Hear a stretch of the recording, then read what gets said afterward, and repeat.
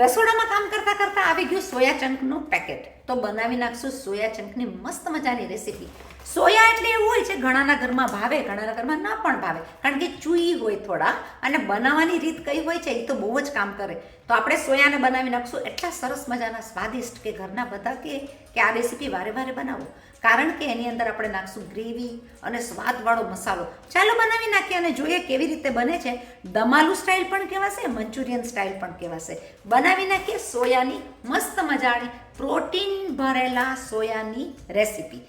સોયાની recipe બનાવવા માટે મેં જોઈતી વળગતી વસ્તુઓ આ બધી લઈ લીધી છે. આપણે લઈ લઈશું ગ્રેવી અને ડુંગળી અને એને મસાલો એકદમ જ સરસ મજાનો બનાવશું.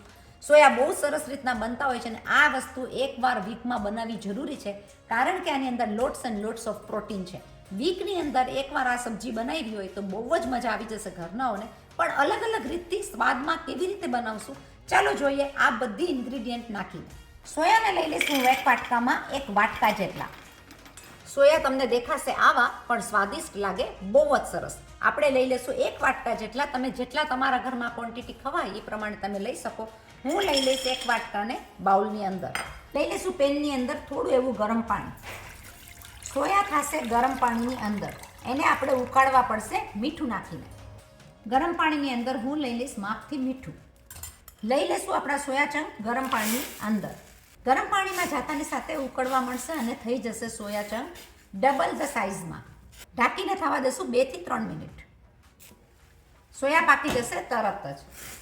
ડબલ ધ સાઇઝ થઈ ગયા છે, પાકીને તૈયાર થઈ ગયા છે. આપણે એને કરી નાખશું ગેસની ફ્લેમને બંધ. કાઢી નાખશું ગરમ પાણીમાંથી. આપણે લઈ લઈશું 1 પીસ લસણ, થોડું એવું આદું અને 2 થી 3 મરચાં. એને ક્રશ કરીને કરી નાખશું આખું પાકું ગ્રાઇન્ડ કરેલું પેસ્ટ. આપણા સોયા એકદમ પલળીને ડબલ ધ સાઇઝ થઈ ગયા છે. આપણે એને નીચોવીને કાઢી નાખશું એનું પાણી. આપણે કાઢી નાખશું સોયામાં રહેલું બધું પાણી અને થઈ જશે આ પ્રમાણે. સોયા આપણે નીચોવી નાખ્યા છે, એનું પાણી આપણે લઈ લઈશું આપણા ગ્રેવીની અંદર. આપણે ઓનિયન ચોપરમાં ક્રશ કરી નાખશું સોયાને. તમે જોઈ શકો કે ક્રશ કરેલું સોયા એકદમ સરસ રીતના આપણું રેડી થઈ ગયું છે. આપણે આપણા બાઉલની અંદર કરી નાખશું એકદમ સરસ મજાના બોલ્સનો મસાલો. તેલ મૂકી દીધું છે મેં ગરમ થવા. આપણે રાખી દઈશું મીડિયમ ધીમા તાપ ઉપર. હું લઈ લઈશ અડધી ચમચી જેટલું આદુ મરચાં લસણની પેસ્ટ. તમારા ઘરમાં તીખું વધારે ખાવાતું હોય એ પ્રમાણે તમે એડજસ્ટ કરી શકો. લઈ લઈશું આપણો બધો મસાલો એની અંદર. લઈ લઈશું અડધી ચમચી કાશ્મીરી મરચું, 5 ચમચી જેટલું ધાણા જીરું, 5 ચમચી જેટલું હળદર, માપથી મીઠું.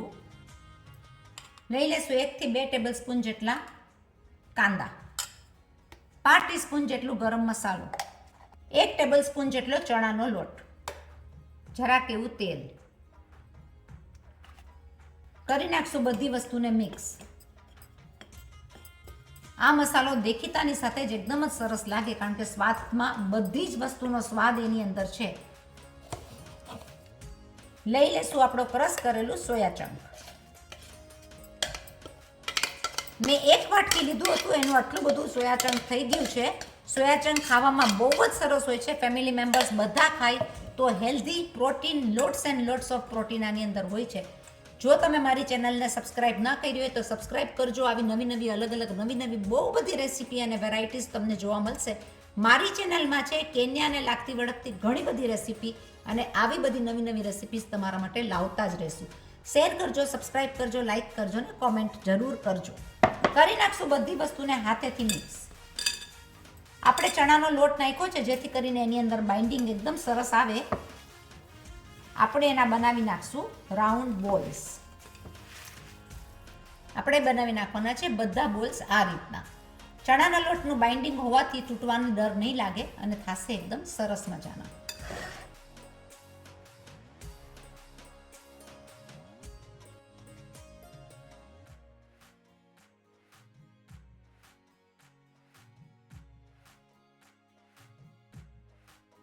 મસાલો રહેવા દઈશ, આપણે જ્યારે ગ્રેવી કરશું એની અંદર એડ કરવામાં. તમે જોઈ શકો કે આપણા બોલ્સ બહુ સરસ રીતના વળાઈ ગયા છે. કોઈ તો કે આ સોયાના બોલ્સ છે. તળી નાખશું એને થોડા મીડિયમ ફાસ્ટ તાપ ઉપર.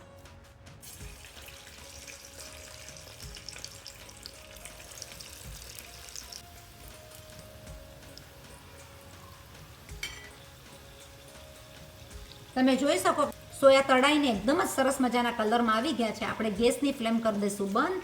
લઈ લેશું આપણી ડીશની અંદર.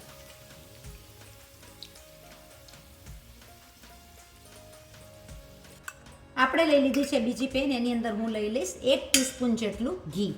આપણા ગરમ કરેલા તેલમાંથી જ હું લઈ લઈશ 1 થી 2 ટેબલ સ્પૂન જેટલું તેલ.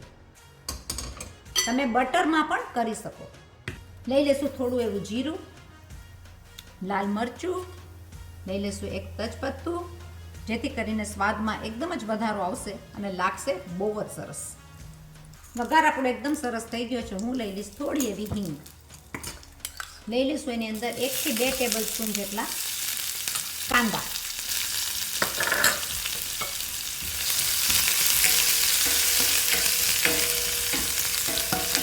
એક લીલું મરચું ઝીણું ઝીણું કાપેલું. ચડવા માટે નાખી દઈશું થોડું એવું મીઠું. ચડતા કાંદાની અંદર લઈ લેશું 1 વાટકી જેટલું ટામેટાનો ગ્રેવી. લઈ લેશું અડધી ચમચી મરચાંની ભૂકી, 1/2 ટીસ્પૂન જેટલું ધાણા જીરું, 1/2 ટીસ્પૂન જેટલી હળદર, થોડું એવું માપ માટેનું મીઠું. મીઠું તમારા ઘરમાં જે રીતના ખવાતું હોય એ પ્રમાણે તમે લઈ શકો.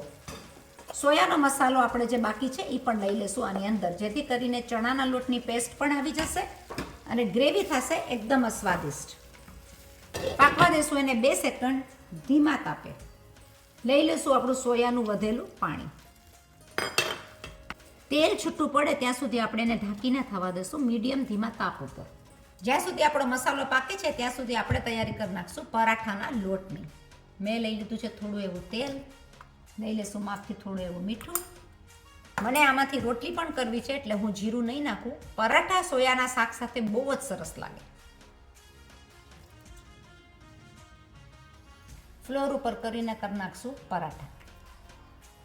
શાક આપણું ગ્રેવીવાળું બહુ જ સરસ દેખાય છે. લઈ લેશું એની અંદર સોયા બોલ્સ. થોડું એવું આપણે કરી નાખશું ગરમ પાણી એને એડ. એકદમ સ્વાદિષ્ટ એવા ગ્રેવીવાળા સોયા થઈ ગયા તૈયાર. સોયાની સબ્જી દમ આલુ જેવી લાગશે કે મંચુરિયનના બોલ્સ જેવી લાગશે, પણ થાય છે બહુ જ સ્વાદિષ્ટ. જરૂર બનાવજો. સહેલી રેસીપી, સહેલી રીતના બની જતા સોયાની સબ્જી. શણગાર કરી દેશું ધાણાથી. સ્વાદિષ્ટ એવું સોયા ચંકની સબ્જી ખાવાની મજા જ ઓર આવશે ગ્રેવી સાથે.